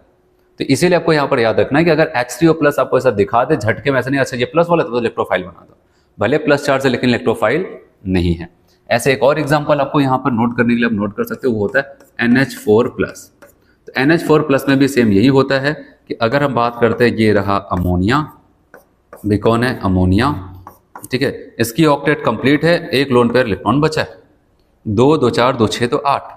इसके बगल से भी जब यहाँ पर H+ गुजरेगा तो ये इसको भी कोऑर्डिनेट कर देगा, इसको माइनस मिलेगा, जो इलेक्ट्रॉन पेयर को डोनेट करता है उसके ऊपर प्लस आता है। फिर से वही सेम चीज, इनके ऊपर माइनस आया तो ये क्या हो जाता है, न्यूट्रल चार्ज हो गया, और इसके ऊपर प्लस आ जाता है। अब इस कंडीशन में अगर हम नाइट्रोजन के टोटल इलेक्ट्रॉन काउंट करें, 2 2 4 2 6 2 8, क्योंकि अभी इसने डोनेट किया इलेक्ट्रॉन, इसके साथ भी अब भी गिना जाएगा और इनके साथ भी गिनने लगेंगे। तो 8 इलेक्ट्रॉन है, ऑक्टेट कंप्लीट है, और ये भी कौन सा, सेकेंड पीरियड का एलिमेंट है, और 8 से ज्यादा रख नहीं सकता है। तो इनके प्लस चार्ज को देख करके डरना नहीं है कि इनको इलेक्ट्रोफाइल बना दे। ये देखने में लगते हैं लेकिन इलेक्ट्रोफाइल नहीं है। तो अब बताओ क्या ये इलेक्ट्रोफाइल है, अब बताओ इलेक्ट्रोफाइल्स ये नहीं है। इसके अलावा और बहुत सारे एग्जाम्पल्स है वहां पर, वो इलेक्ट्रोफाइल्स होते हैं। तो ये ज्यादातर आपको इनके देने के चांसेस बनते हैं, क्योंकि इसका एक बार नेट में बहुत पहले क्वेश्चन पूछा जा चुका है कि इसमें से कौन इलेक्ट्रोफाइल नहीं है, तो यहाँ पर। लेकिन अब अगर पूछेगा तो ऐसे नहीं पूछेगा इसमें से कौन है कौन नहीं, अब आपको 5-6 लोग दे देगा, कहेगा इसमें से कितने इलेक्ट्रोफाइल्स हैं या फिर इसमें से कितने निक्लोफाइल्स हैं, ऐसे आपसे पूछा जा सकता है वहां पर। तो याद रखना, अगर कभी इलेक्ट्रोफाइल दे, इन लोग को भी अगर प्लस चार्ज लगा करके दे तो इनको लिस्ट में मत रखना। चलिए, ये तो पहली बात हो गई जो पॉजिटिवली चार्ज इलेक्ट्रोफाइल। और दूसरा जो एक वेराइटी है जिसमें कहते हैं कोई चार्ज ऑर्जन नहीं होगा लेकिन तब भी इलेक्ट्रोफाइल। मैंने कहा इलेक्ट्रोफाइल की एक लाइन आपको याद रखें, जो भी इलेक्ट्रॉन ले सकता है, चाहे उसके पास प्लस चार्ज था तब लिया, चाहे उसके पास इलेक्ट्रॉन की कमी थी, किसी कारण बस कोई चार्ज नहीं था तब लिया, कोई भी जो ले सकता है उन सबको हम कहेंगे इलेक्ट्रोफिलिक रिएजेंट है। ठीक है, कोई भी अगर एक्सेप्ट कर सकता है, इतनी क्वालिटी उनके अंदर है तो चलो अब यहां पर हटाए इसको। अब दूसरी वैरायटी देखते हैं, यहां पर नाम है न्यूट्रल इलेक्ट्रोफाइल, क्योंकि इस पे भी नेट में क्वेश्चंस शायद पूछा जा चुका है। न्यूक्लियोफाइल या फिर इलेक्ट्रोफाइल पे वहां पर स्टेटमेंट ये क्या क्या हो सकते हैं, जैसे इलेक्ट्रोफाइल पॉजिटिवली चार्ज हो सकता है और न्यूट्रल हो सकता है। अब न्यूट्रल में हम किसको कहेंगे भाई, क्योंकि हमारा कॉन्सेप्ट क्लियर है, जो इलेक्ट्रॉन चाहेगा उसको इलेक्ट्रोफाइल बोलेंगे। तो यहां पर बताया गया न्यूट्रल की लिस्ट में कौन, कह रहे हैं कि सेंट्रल एटम इलेक्ट्रॉन डिफिशिएंट होता है। सेंट्रल एटम हमारा क्या होगा, इलेक्ट्रॉन डिफिशिएंट होगा। जैसे एक एग्जांपल मैं लेता हूं यहां पर, ऑल लुईस एसिड। लुईस ने कहा भाई जो इलेक्ट्रॉन पेयर को एक्सेप्ट करता है, लुईस की कहानी याद है, कह रहे कि जो इलेक्ट्रॉन पेयर को एक्सेप्ट करेगा उनको हम कहेंगे ये लुईस एसिड है, और जो डोनेट करता है उसको लुईस बेस। और जो इलेक्ट्रॉन पेयर को एक्सेप्ट कर रहा है, सवाल आता क्यों कर रहा है, इलेक्ट्रॉन की कमी होगी, ठीक है, तभी तो हम कहेंगे कि वो इलेक्ट्रॉन पेयर को एक्सेप्ट कर रहा है, तो उसको हम लुईस एसिड कहते थे। आज उसको एक और नाम देना हो तो क्या कह सकते हैं, वहां पर इलेक्ट्रोफाइल भी कह सकते हैं। जैसे BF3 की बात करते हैं, इनको देखते हैं, BF3 ऐसे देख रहे हैं यहाँ पर BF3 ऐसे। बोरान ने अपनी पूरी मेहनत की है, यहाँ पर 3 इलेक्ट्रॉन इसके आखिरी शेल में थे, तीनों के साथ बॉन्ड बनाया और बॉन्ड बना करके बेचारा कहाँ तक पहुँच पाया, 6 इलेक्ट्रॉन। कोई चार्ज वगैरह है नहीं है, ठीक है। ऑक्टेट क्या हो जाता है आप बताओगे, इन कंप्लीट ऑक्टेट है। पूछा कि इलेक्ट्रॉन एक्सेप्ट करोगे क्या, बताओ। मना करेगा, कभी नहीं मना करेगा, क्योंकि वो तो वही चाह रहा है, ठीक है। हमने 3 लोगों की ऑक्टेट कंप्लीट करा दी, लेकिन मेरा ऑक्टेट नहीं कंप्लीट हुआ, तो यहां पर ये चाहेगा कि इसको इलेक्ट्रॉन मिले, कहीं से मिले, तो ये इलेक्ट्रॉन की तलाश में हमेशा रहता है। इसलिए आप बताओ कि ये एक इलेक्ट्रोफाइल की तरह काम करता है। ना समझे किसकी तरह काम करते हैं भाई, ये इलेक्ट्रोफाइल की तरह काम करते हैं। चलो इसके अलावा और भी AlCl3, BeCl2, FeCl3, SnCl4। SnCl4 को भी मैंने यहां पर क्यों लिख दिया, देखो यहां पर SnCl4, इसको हटाए। SnCl4 की अगर मैं बात करूं यहां पर, देखो SnCl4 की बात करते हैं, आपको बताइए कौन सी फैमिली का है ये, अब तो ये तो कार्बन फैमिली का, तो टीन है। अच्छा यहां पर अगर इसको हम बनाएं 4 क्लोरीन ना ऐसे, बताओ इसके टोटल इलेक्ट्रॉन कितने हो जाते हैं, बताओ। ये तो इलेक्ट्रॉन क्या हो जाता है, 2 2 4 2 6 2 8, 8 इलेक्ट्रॉन तो है। कोई लोन पेयर बचा नहीं, 8 इलेक्ट्रॉन हो गए इसके। लेकिन सवाल है तब मैंने इसको इस लिस्ट में क्यों रख दिया, ठीक है, इसकी तो ऑक्टेट कंप्लीट है। तो अब याद रखना, कुछ ऐसे लोग पाए जाते हैं, कुछ ऐसे कंपाउंड्स होते हैं जिनकी ऑक्टेट कंप्लीट है, ठीक है, और लोग तो उनकी तरह बनना चाहते हैं हमारी भी ऑक्टेट कंप्लीट हो जाए। लेकिन जब ये ऑक्टेट कंप्लीट कर लेते हैं तो इनकी भूख नहीं मिटती है। कहते हैं अगर कोई और इलेक्ट्रॉन देता है, फिर इलेक्ट्रॉन रिच सेंटर कहीं पर दिखाया जाता है, हम जा करके उससे भी जुड़ लेंगे। फिर कहा कि भाई तुम तो 8 हो चुके हो, क्या जरूरत है कहीं पर इलेक्ट्रॉन की अब भी तलाश कर रहे हो तुम, भाई इलेक्ट्रॉन अब क्यों देख रहे हो, तुम्हारी ऑक्टेट कंप्लीट हो गया। कह रहा है कि नहीं, मेरे पास अभी बहुत सारे खाली कमरे पड़े हुए हैं, वैकेंट डी ऑर्बिटल्स है, ठीक है, और वैकेंट डी ऑर्बिटल्स है तो कोई इलेक्ट्रॉन देगा या फिर इलेक्ट्रॉन रिच सेंटर दिखेगा तो उसके पास जाएंगे। ये चाहते हैं हमारे वैकेंट डी ऑर्बिटल्स में भी इलेक्ट्रॉन हो जाए। तो इसीलिए याद रखना कि ये आपका जो है, आपको पता है वैकेंट डी ऑर्बिटल किसके पास नहीं होता, केवल सेकंड पीरियड वाले के पास नहीं होता। इसके बाद जैसे 3rd 4th 5th में आओगे सबके पास वैकेंट डी ऑर्बिटल्स, क्योंकि ये कार्बन फैमिली का सेकंड पीरियड से केवल कार्बन ही तो बिलोंग करता है। उसके बाद कार्बन, सिलिकॉन, जर्मेनियम, टिन, ये आ गए, ठीक है। तो आप बताओगे इन सबके पास वैकेंट डी ऑर्बिटल्स है, इसलिए मना नहीं करेंगे, ठीक है। बताओगे वैकेंट डी ऑर्बिटल प्रेजेंट, और जिसके पास वैकेंट डी ऑर्बिटल प्रेजेंट है तो वो चाहे तो 8 से भी ज्यादा इलेक्ट्रॉन अपने आखिरी शेल में रख सकता है। तो इसीलिए यहां पर मैंने कहा भाई जो भी एक्सेप्ट करेगा इलेक्ट्रॉन ले रहा है, ठीक है। अब चाहे जैसा दिख रहा है, आप बताओगे उसको एक काम करो, बोल दो यहां पर इलेक्ट्रोफाइल। तो इसलिए यहां पर इन सब में तो आपको दिख रहा है BF3, AlCl3, इन सब में। यहां पर मैंने ऐसा क्यों लिखा, क्योंकि ये इलेक्ट्रॉन को एक्सेप्ट करते हैं, क्योंकि इनके पास वैकेंट डी ऑर्बिटल से खाली कमरे पड़े, इलेक्ट्रॉन कोई मिलता है तो उसी में रख लेते हैं। और इलेक्ट्रॉन को अगर ले रहे हैं, इसका मतलब इलेक्ट्रॉन के प्रति इनका लगाव है, इलेक्ट्रॉन के प्रति लगाव है तो इलेक्ट्रोफाइल कहे जाएंगे। इसके अलावा अगर फ्री रेडिकल की बात करते हैं, इनके ऊपर कोई चार्ज नहीं होता, लेकिन ये भी इलेक्ट्रॉन की तलाश में होती है क्योंकि इनकी ऑक्टेट कंप्लीट नहीं होती है। ऐसे एक यहाँ पर कंपाउंड है, नाम है कार्बिन। आगे आपको मिलेगा, आपने कभी नाम सुना होगा, रीमर टिमर रिएक्शंस, जहां पर डाइक्लोरोकार्बन इलेक्ट्रोफाइल का काम करता है। यहाँ पर अगर हम कार्बन की बात करते हैं, कार्बन के पास 2 एक लोन पेयर बचेगा और 2 हाइड्रोजन से जुड़े हुए बॉन्ड है, तो 2 2 4 2 6, अब बताओगे 6 इलेक्ट्रॉन है। इलेक्ट्रॉन की कमी वाले तो लोग इलेक्ट्रोफाइल है। और यहाँ पर एक कंपाउंड है जो कि आपको ऑर्गेनिक में मिलेगा नहीं, बस यहाँ पर एक कंपाउंड है, यहाँ पर ध्यान देते हैं। नाइट्रोजन जब क्या कर जाए, केवल अपने 1 इलेक्ट्रॉन का यूज करता है किसी मोनोवैलेंट कंपाउंड ग्रुप आयन से जुड़ने में, और अपने 4 इलेक्ट्रॉन बचा के रखते हैं, मतलब 2 जोड़े इलेक्ट्रॉन। तो यहाँ पर टोटल इलेक्ट्रॉन काउंट करेंगे 2 2 4 2 6। अब बताओ कि यहाँ पर भी 6 इलेक्ट्रॉन है, कोई चार्ज वगैरह तो नहीं है। कहेंगे भाई तुम भी कम हो 8 से, एक काम करो तुम भी यहाँ पर इलेक्ट्रोफाइल बन जाओ। तो ये सारी चीजें हो जाती है, सब के सब इलेक्ट्रोफाइल्स होते हैं। इलेक्ट्रोफाइल हमारे 2 टाइप्स के, पॉजिटिवली चार्ज हो सकता है और दूसरा न्यूट्रल। और न्यूट्रल किसको कहेंगे, जो कम से कम 1 लोन पेयर इलेक्ट्रॉन को एक्सेप्ट कर ले। ज्यादातर लोग तो आपको मिलेंगे वही जो इलेक्ट्रॉन डिफिशिएंट होता है, लेकिन कुछ ऐसे भी हैं जिनके पास इलेक्ट्रॉन की कमी तो नहीं है, लेकिन तब भी इलेक्ट्रॉन को एक्सेप्ट करते हैं। और इलेक्ट्रॉन को एक्सेप्ट करने वाला हर कोई इलेक्ट्रोफाइल कहा जाएगा, ठीक है। चलो अब आगे बात करते हैं। यहाँ पर नेक्स्ट नाम है न्यूक्लियोफिलिक रिएजेंट और न्यूक्लियोफाइल। पहला इलेक्ट्रोफिलिक रिएजेंट, मतलब किसके प्रति लगाव है उसी से जुड़ा इनका नाम है, ठीक है। इलेक्ट्रॉन के प्रति लगाव तो इलेक्ट्रोफिलिक रिएजेंट।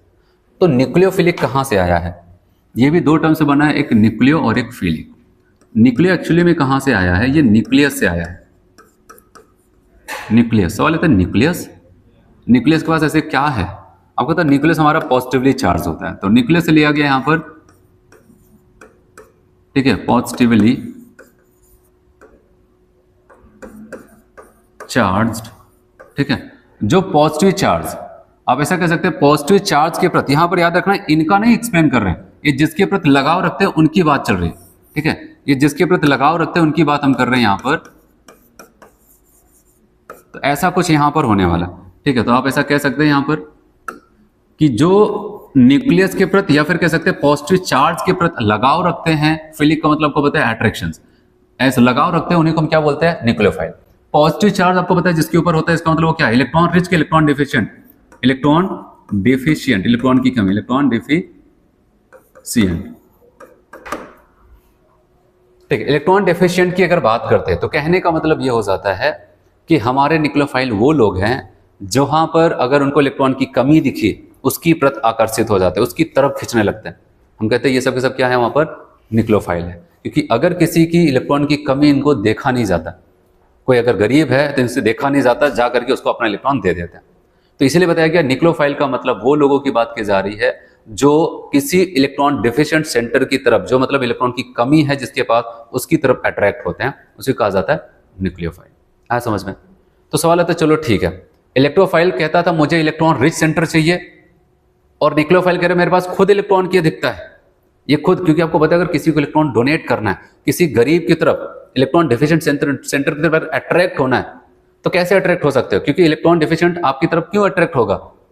क्योंकि आपके पास इलेक्ट्रॉन होगा, तभी वो आपकी तरफ जा रहे हैं। इसलिए जो न्यूक्लियोफाइल होते हैं आपके माइंड में, खुद इनके पास इलेक्ट्रॉन की कमी नहीं है, इनके पास इलेक्ट्रॉन की अधिकता है, इलेक्ट्रॉन रिच स्पीसीज है, इसलिए जो इलेक्ट्रॉन डिफिशिएंट होता है उसकी तरफ आकर्षित होते हैं, उसकी तरफ खींचते हैं, इसलिए कहते हैं इनको न्यूक्लियोफाइल्स या फिर न्यूक्लियोफिलिक रिएजेंट कहा जाता है। तो सवाल तो ये कैसे लोग होते होंगे? वहां पर पॉजिटिवली चार्ज और न्यूट्रल था इलेक्ट्रोफाइल्स, तो यहां पर बताया गया नेगेटिवली चार्ज हो सकते हैं और ये भी न्यूट्रल हो सकता है। तो नेगेटिव चार्ज का मतलब आपको पता है 2 इलेक्ट्रॉन, उसको भी एक लोन पेयर की तरह काउंट किया जाता है। अगर कोई नेगेटिव चार्ज है, इसका मतलब उसके पास एक्स्ट्रा इलेक्ट्रॉन है, वो जो नेगेटिव चार्ज की वजह से इलेक्ट्रॉन वहां पर बचे, तो वो चाहेगा इस चार्ज को किसी को डोनेट किया जाए, इस इलेक्ट्रॉन को किसी को दिया जाए। इसलिए कहा गया अगर तुम इलेक्ट्रॉन दे रहे हो किसी को तो तुम तो न्यूक्लियोफाइल हो, और जो इलेक्ट्रॉन ले रहा है वो इलेक्ट्रोफाइल। इसका मतलब अगर देखा जाए कि न्यूक्लियोफाइल किसको ढूंढ रहा है, इलेक्ट्रोफाइल, इलेक्ट्रोफाइल किसको ढूंढ रहा है, न्यूक्लियोफाइल, ये एक दूसरे को ढूंढ रहा है। तो अब आते हैं यहां पर देखते हैं, तो आपको यहां पर यह बताया गया the reagent which attack on positive side, मतलब पॉजिटिव चार्ज के प्रति, ऑफ द सब्सटेंसेज और लव न्यूक्लियस, न्यूक्लियस मतलब यहां पर बोला क्योंकि पॉजिटिव सेंटर की तरफ अट्रैक्ट हो रहा है, क्योंकि न्यूक्लियस में पॉजिटिव चार्ज पाया जाता है प्रोटॉनों की वजह से, तो पॉजिटिव चार्ज के प्रति अट्रैक्शंस आर कॉल्ड न्यूक्लियोफाइल्स। चलो अब न्यूक्लियोफाइल्स में भी क्या हो सकते हैं, नेगेटिवली चार्ज हो सकते हैं और दूसरा न्यूट्रल, ये आपको ध्यान देना है। या तो नेगेटिवली चार्ज होंगे तो नेगेटिवली वाले, और नहीं तो न्यूट्रल वाले। नेगेटिव चार्ज कोई भी दिखेगा, याद रखना वो सबके सब क्या हो जाएंगे, न्यूक्लियोफाइल। जैसे यहां पर आपको दिखाया जा रहा है नेगेटिवली चार्ज न्यूक्लियोफाइल में आते हैं OH minus, Cn minus, R3C minus, H minus, X minus, ये सब के सब जो नेगेटिवली चार्ज है ये कौन है? अब बताओ कि नेगेटिव चार्ज वाले ये सब के सब न्यूक्लियोफाइल है। जितने नेगेटिव चार्ज है, मतलब नेगेटिव चार्ज का मतलब ये है उन्होंने इलेक्ट्रॉन को छीन करके कहीं चलाया, क्योंकि हेटेरोलिटिक फिजन हुआ होगा तो वहां पर दूसरे के इलेक्ट्रॉन लेकर के घूम रहे हैं, और दूसरे के इलेक्ट्रॉन लेकर के घूम रहे मतलब इलेक्ट्रॉन की कमी नहीं है इनके पास, तो इसलिए क्या हो जाता है नेगेटिव चार्ज वाले आपके हमेशा न्यूक्लियोफाइल होते हैं। सवाल तो चलो ठीक है, नेगेटिव चार्ज वाले इलेक्ट्रोफाइल और पॉजिटिव चार्ज वाले नेगेटिव चार्ज वाले न्यूक्लियोफाइल और पॉजिटिव चार्ज वाले इलेक्ट्रोफाइल। ये न्यूट्रल वाले कैसे? क्योंकि बताया गया न्यूट्रल न्यूक्लियोफाइल भी होता है, तो क्या होना चाहिए, आगे कैसे पहचान लेंगे कि ये न्यूट्रल भी है और न्यूक्लियोफाइल भी है? अच्छा, न्यूट्रल इलेक्ट्रोफाइल भी हुआ था, कैसे पहचाना था? इलेक्ट्रॉन की कमी थी, इलेक्ट्रॉन की तरफ अट्रैक्ट हो रहे थे, इलेक्ट्रॉन को एक्सेप्ट कर रहे थे, हमने कहा ठीक है। तो यहां पर बताया गया कि न्यूक्लियोफाइल का मतलब इलेक्ट्रॉन डोनेट कराना, एकदम सिंपल सी बात, इलेक्ट्रॉन को डोनेट कराना, ठीक है। और इलेक्ट्रॉन तभी डोनेट कर सकते जब इलेक्ट्रॉन अपने पास हो, ठीक है, और किसी गरीब, किसी के इलेक्ट्रॉन डिफिशिएंट सेंटर पे आपको देना।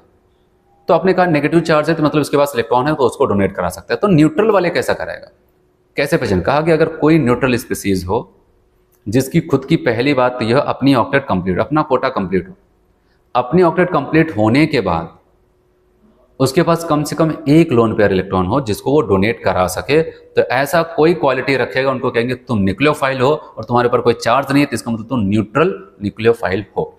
चलो आते देखते। तो आपसे कहते हैं यहाँ पर न्यूट्रल न्यूक्लियोफाइल।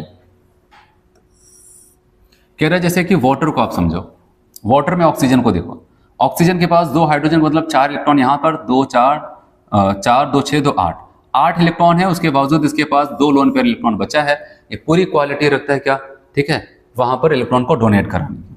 ऐसे अगर हम बात करते हैं यहाँ पर टर्शरी अमीन है, तो यहाँ पर नाइट्रोजन की ऑक्टेट कंप्लीट है और उसके बावजूद यहाँ पर इसके पास 1 लोन पेयर पड़ा है। ये सेकेंडरी अमीन है, ये टर्शरी अमीन था, यहाँ पर इसके पास लोन पेयर है। यहाँ पर अल्कोहल देख रहे हैं, ऑक्सीजन के पास ऑक्टेट कंप्लीट होने के बावजूद 2 लोन पेयर बचा के रखा है। ये जो लोन पेयर लेकर के बैठा है, इसकी वजह से इसके अंदर कौन सी क्वालिटी आती है आप बताओगे, निक्लोफिलिसिटी की आ जाती है, मतलब निक्लोफाइल बनने की। ऐसे ईथर है, lone pair electrons, octet complete है, अमोनिया ऑक्टेट कंप्लीट, यहाँ पर ऐसा कुछ यहाँ पर होता है। अब जैसे अगर मैं आपको बताऊँ, अगर मैं कहूँ H+ बताओ इलेक्ट्रोफाइल है कि निक्लोफाइल, बताओगे तो इलेक्ट्रोफाइल है। अच्छा, अगर मैं कह दूँ ये अमोनिया इलेक्ट्रोफाइल है कि निक्लोफाइल, बताओगे ऑक्टेट कंप्लीट लोन पेयर रखा है, क्या हो जाएगा, निक्लोफाइल हो जाएगा। फिर हमने कहा चलो ये किसको ढूंढ रहा है, किसी इलेक्ट्रॉन वाले को, ये किसको ढूंढ रहा है, किसी गरीब को। तो अगर इन दोनों की मुलाकात हो जाए तो ऐसे, तो यही तो होगा। यहां पर ये H+ ये था और मैंने कहा कि H+ यहां पर था, तो इसने क्या किया, इससे कोऑर्डिनेट किया, तो यहां पर माइनस आएगा, इसके ऊपर प्लस आ जाता है। तो मतलब ये किसकी तरह काम कर रहा है बताओगे, निक्लोफाइल की तरह, ये किसकी तरह, इलेक्ट्रोफाइल की तरह। तो ये दोनों आपस में जब मिलेंगे तो उसके साथ क्या बनेगा, कोऑर्डिनेट बॉन्ड बनाता है, ठीक है, ऐसा कुछ। अगर हमसे पूछा जाता, किससे पूछता, आपको पता है, लुईस से पूछता, तो कहते हैं मैं तो भाई इसको कहूंगा लिविस बेस, और इसको क्या बोलेंगे, कहेंगे लिविस एसिड। तो ये भी यहां पर आता।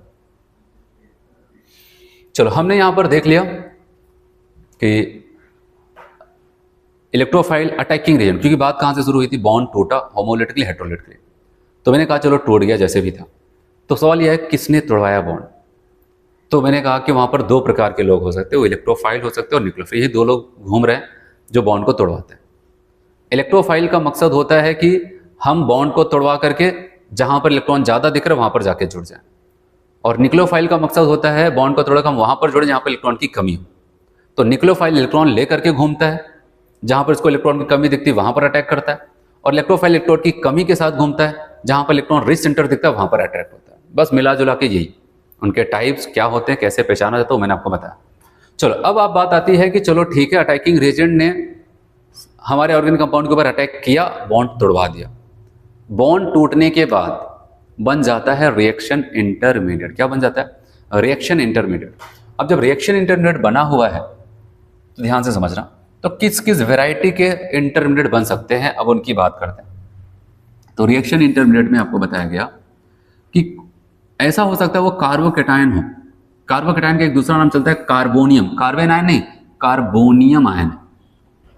कार्बोकेटायन का मतलब हो जाता है, यहां पर समझना, जब केटायन मतलब पॉजिटिव चार्ज होता है, जब केटायन किसी कार्बन के ऊपर उपस्थित हो उसको क्या बोलते हैं, कार्बोकेटायन। जैसे एक मेथाइल कार्बोकेटायन का एग्जांपल में लेकर के इनकी क्वालिटी को एक्सप्लेन करता हूं।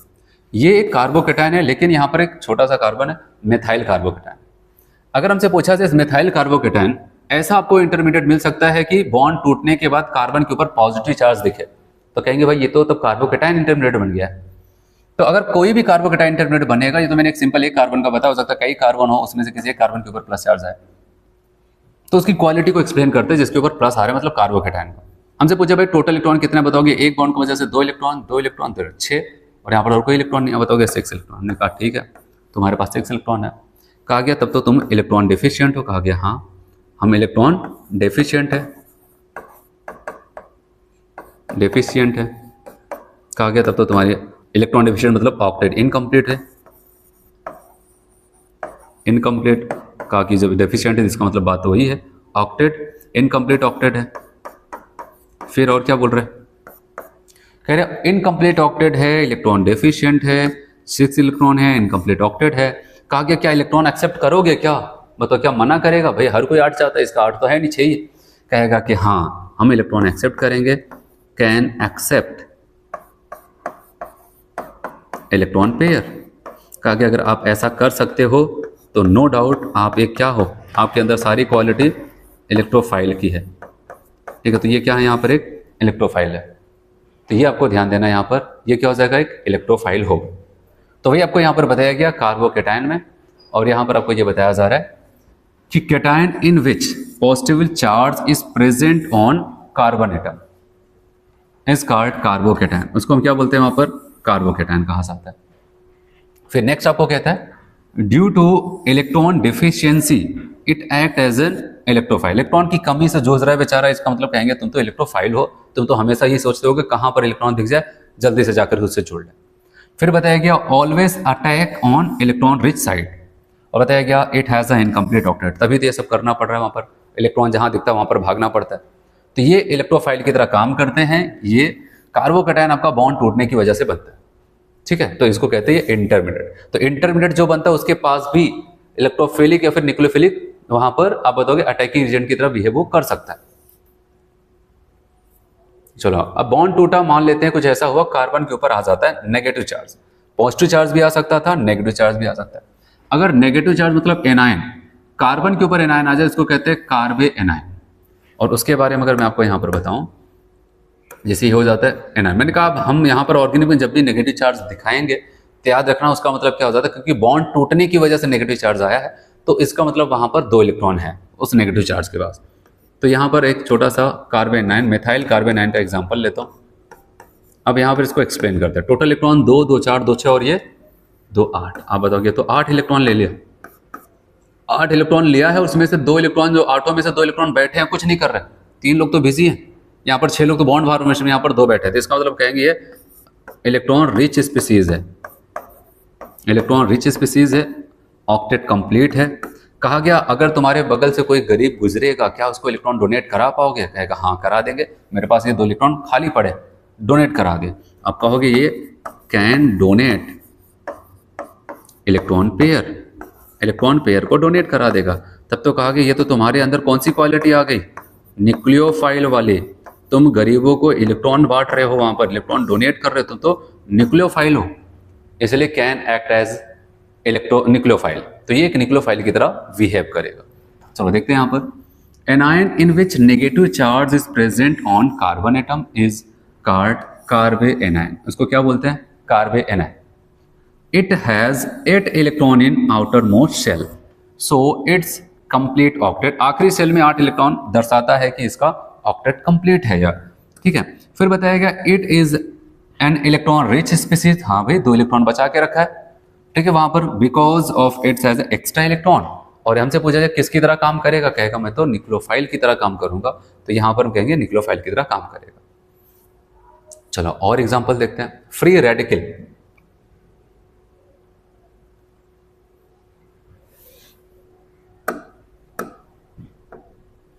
अगर फ्री रेडिकल की बात करते हैं तो यहाँ पर एक फ्री रेडिकल मैं बता देता हूँ। यहाँ पर कार्बन फ्री रेडिकल, जब फ्री रेडिकल मतलब एक्स्ट्रा इलेक्ट्रॉन, एक ऑड इलेक्ट्रॉन कार्बन के ऊपर प्रेजेंट हो। अगर इसको एक्सप्लेन करें तो 2, 2 4, 2 6, 1 7, 7 इलेक्ट्रॉन है। तो अगर बताया गया ये भी क्या हो जाता है, इलेक्ट्रॉन डेफिशिएंट की तरह काम करते हैं। अगर एक कैटेगरी में इनको लिखना होगा तो हम कह सकते हैं इलेक्ट्रोफाइल की तरह काम कर सकते हैं, क्योंकि इलेक्ट्रॉन की कमी है, लेकिन हालांकि इनको फ्री रेडिकल ही चाहिए होता है। ये एक जोड़े इलेक्ट्रॉन को तो नहीं एक्सेप्ट करते, केवल एक इलेक्ट्रॉन के साथ वहां पर शेयरिंग करते हैं। तो हालांकि इलेक्ट्रॉन की कमी है तो इनको हम बोलना हो तो बोल सकते हैं, ठीक है।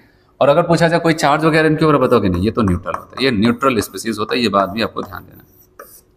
तो चलिए, तो बॉन्ड टूटने के बाद फ्री रेडिकल भी बन सकता है। मैंने कहा था फ्री रेडिकल मतलब होमोलिटिक फिजन हुआ रहा होगा तभी तो फ्री रेडिकल बना। इलेक्ट्रिकली न्यूट्रल स्पीसीज होता है, ठीक है, और क्या, in which unpaired electron is present on carbon atom is known as carbon free radicals. कहा गया it is an incomplete octet species, so it is also called electron deficient. Electron deficient species की list में इनको भी हम रख सकते हैं।